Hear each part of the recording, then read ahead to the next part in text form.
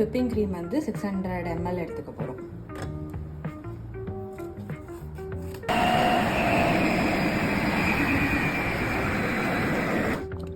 Okay, இதில் நான் ஒரே ஒரு தப்பு பண்ணிட்டேன். நான் என்ன தப்பு பண்ணேனோ அதை நீங்கள் பண்ணாதீங்க.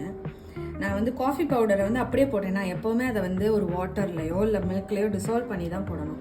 நான் அப்படியே போட்டனால இங்கே பாருங்கள், தெரியுதா பிளாக்காக டிசால்வ் ஆகாமல் அப்படியே இருக்குது. ஓகே, இப்போ இந்த கஸ்டர்டை நம்மளோட க்ரீமில் கொஞ்சம் கொஞ்சமாக ஆட் பண்ணி ஜென்டிலாக மிக்ஸ் பண்ண போகிறோம்.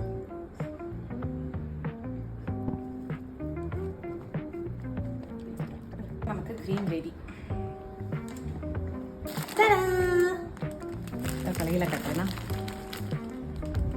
இதுதான் நம்மளோட லேடிஸ் ஃபிங்கர் பிஸ்கெட். நம்ம தெராமிஸ்க்கு யூஸ் பண்ண போகிறது. இது வந்து ரொம்ப வந்துட்டு இதில் சோக் பண்ணக்கூடாது. லைட்டாக டிப் பண்ணி அரேஞ்ச் பண்ண போகிறோம். இப்போ நம்ம எப்படி அரேஞ்ச் பண்ணுறதுன்னு பார்த்துக்கலாம்.